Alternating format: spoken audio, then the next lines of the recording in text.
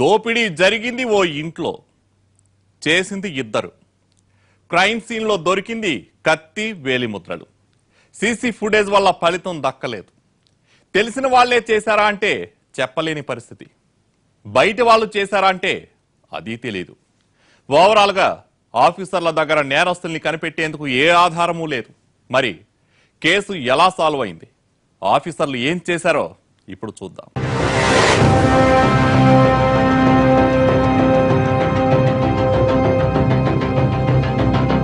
ఓ రోజు ఆఫీసర్లు road side ఉండగా ఓ కుర్రాడు కారేసుకొచ్చాడు.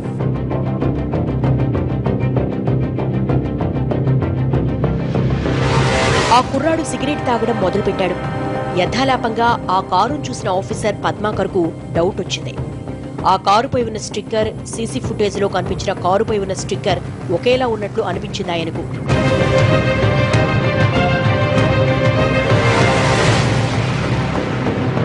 ఆ కారు ఎవరిదా అని గమనించారు.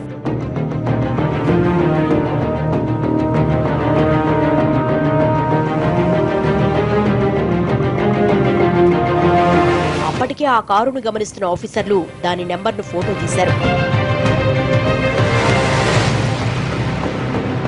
కాసేపటికి ఆ కుర్రాడు సిగరెట్ తాగేసి కారు దగ్గరికి వెళ్లాడు.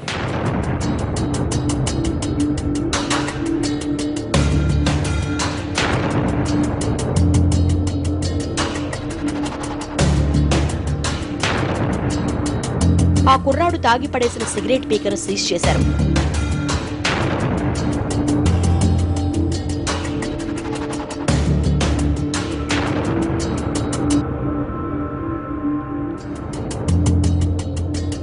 దీనిపై ఉన్న వేలి ముద్రలను చెక్ చేయాలంటూ ఫోరెన్సిక్ టీమ్ కు కాల్ చేశారు.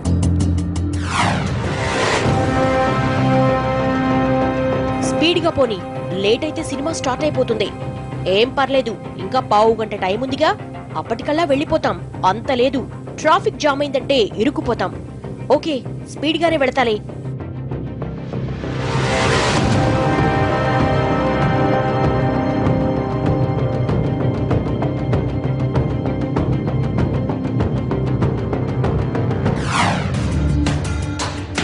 క్రైమ్ బ్రాంచ్ కి రెండోసారి ఫోరెన్సిక్ రిపోర్ట్ వచ్చింది.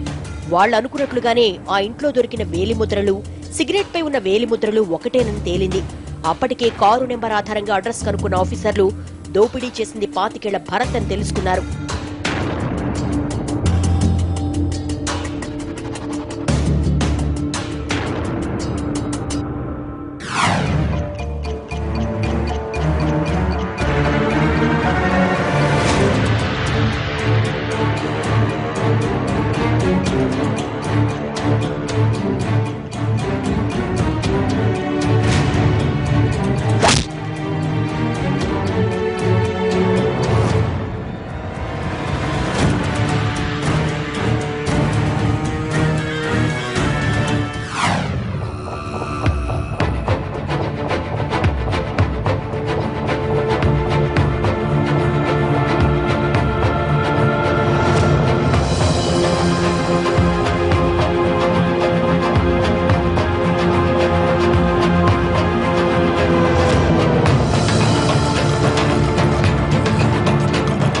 కంట్రోల్ లేని కోటింగ్ కు కరెంట్ షాక్ కొట్టిన కాకిలా మారాడు భరత్.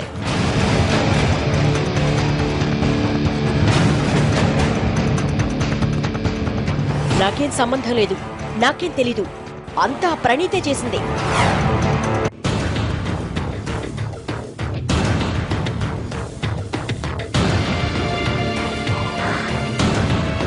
ఓ ఇంట్లో డబ్బుంది, దాన్ని దోచుకుంటే ఇద్దరం పంచుకోవచ్చు అంది. దోచుకోవడం అంత తేలిక, పోలీసులకు తెలిస్తే తోలు తీస్తారు అన్నాడు. అంత లేదు, పోలీసులకు తెలిసే ఛాన్సే ఉండదు. నీకెందుకు, నేను చూసుకుంటాను కదా.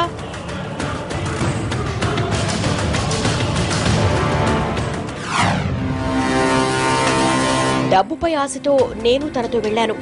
అంతా తను చెప్పినట్లే చేశాను. రేయ్, నువ్వేదో స్టోరీ చెబితే మేము నమ్మాలా?